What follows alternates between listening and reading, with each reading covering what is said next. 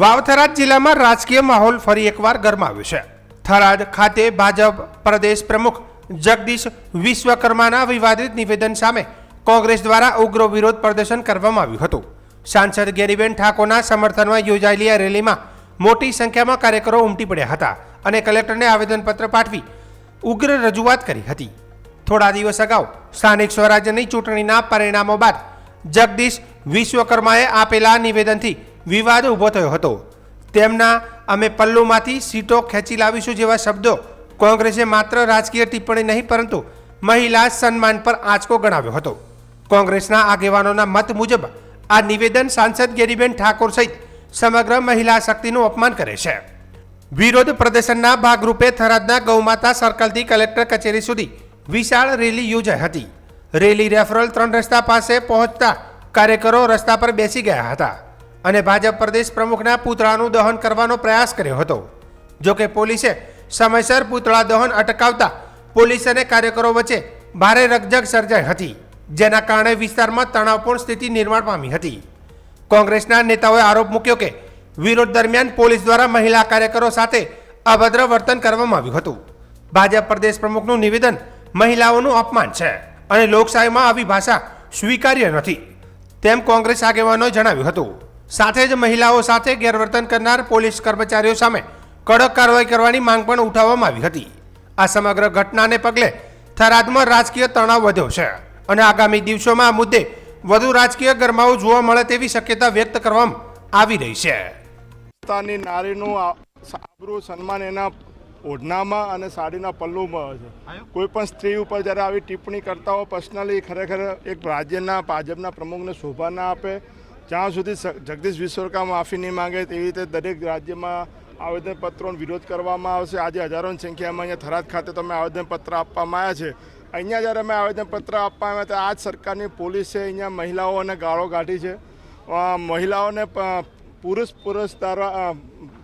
Police દ્વારા અડી ના શકાય તેમ છતાં ધક્કા મારવામાં આવ્યા છે। આ નારી સન્માનની વાતો કરનારી આ સરકારમાં નારીઓનું ક્યાંય સન્માન નથી। ભાજપના પ્રમુખથી લઈને ભાજપની આ પોલીસ સુધી તમામ લોકો જો નારીઓની આબરૂ લેવા બેઠા હોય તો કોની પાસે લોકો જશે?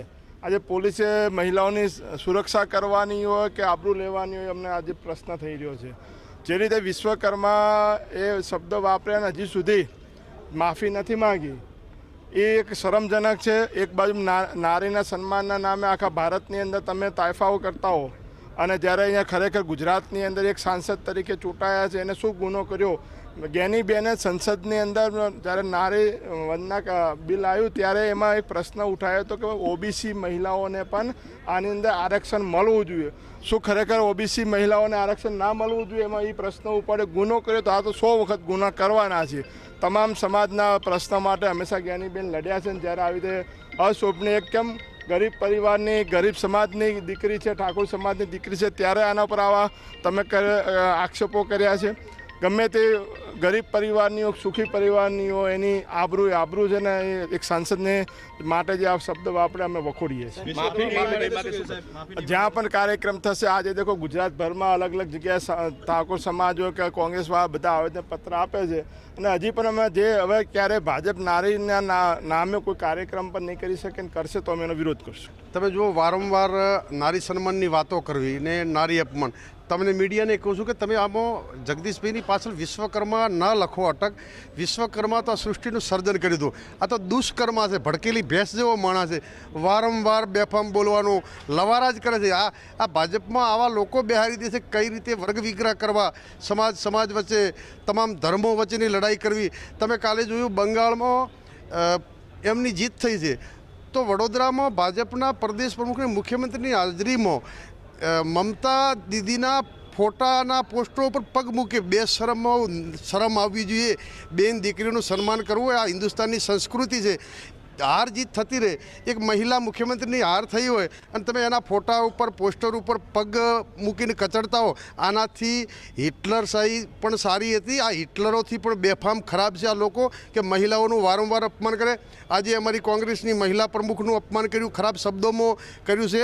એટલે આ લોકો એ અંગ્રેજોની યાદ અપાવે છે કે અંગ્રેજોથી પણ બદતર આ લોકો છે। પણ એ લોકો એમ કે રામ રાજ્ય લાવ્યું, આ રામ રાજ્ય નથી, હરામ રાજ્ય છે।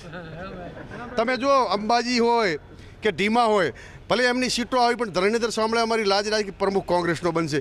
અંબાજીમાં કોંગ્રેસની જિલ્લા પંચાયત તાલુકા જેટલા ધાર્મિક સ્થાનો છે ત્યાં તમામ જગ્યાએ કોંગ્રેસની સીટો આવી છે.